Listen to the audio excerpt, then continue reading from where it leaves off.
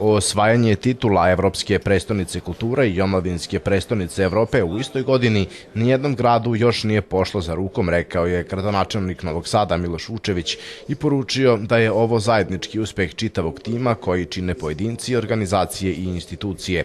Vučević je naglasio da je Novi Sad pokazao šta znači sinergija, kao i to da sve ovo ne bi bilo ostvarivo bez podrške vlade Srbije i pokrajinske vlade.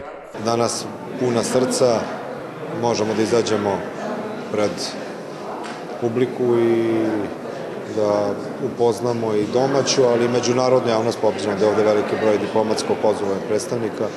Šta je to Novi Sad uradio da zasluži ove dve titule? Novi Sad, Novosađani, svi mi zajedno naravno.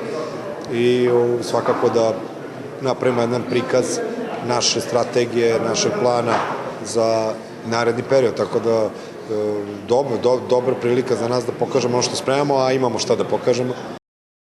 Da najavimo, ubeđen sam da će Novosađani, a i brojni gosti koji će dolaziti u Novi Sad narednih godina videti taj pomak na bolje. Ovo je stvarno sjajna razvojna šansa za Novi Sad i ne samo Novi Sad, i za Vojvodinu i celu državu Srbiju, tako da ne smemo da ispustimo tu šansu iz ruku i dobra stvar da smo već napravili finansijski plan za EPK.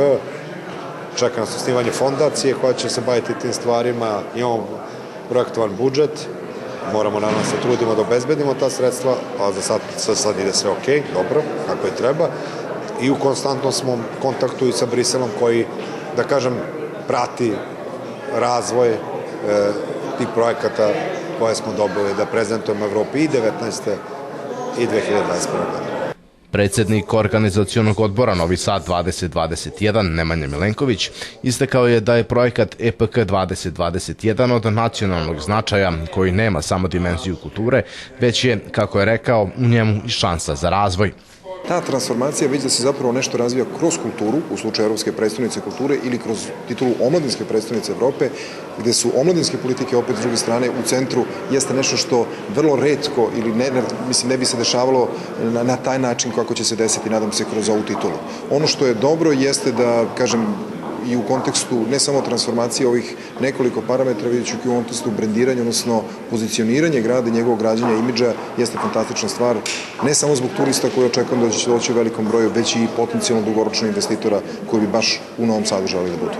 Vukašin Grozdanović iz Opensa je naglasio da je njegov tim dobio veliku podršku za realizaciju projekta Omladinska prestonica Evrope 2019, na kojem su radili zajedno sa svim institucijama. Prema njegovim rečima, zahvaljujući toj podršci i energiji, zacrtani cilj je uspešno ostvaren. Značaj je pre svega u tome da je taj koncept saradnje ko-menadžerskih donosioca odluka i mladih prepoznat i prikazan da daje rezultate. I mi smo ovih godinu dana već pokazali otvaranjem kluba, napravljanjem foruma, povećanjem budžeta za omladinsku politiku, rešavanjem pitanja kancelarije za mlade, uključivanjem mladih u komisije za dodelu sredstva. Već smo pokazali da kada zajedno radimo možemo da damo rezultate koji nisu samo rezultati u promociji, već rezultati i na terenu, a da to bude prepoznato od strane nekih na evropskom nivou, da je to primer dobre prakse. Konferencija The Economist svetu u 2017. prepoznatljiva je kao događaj koji zatvara tekuću godinu zaključcima o poslovnom i političkom ambijentu Srbije i otvara pitanja od značaja za razvoj zemlje u narednoj godini.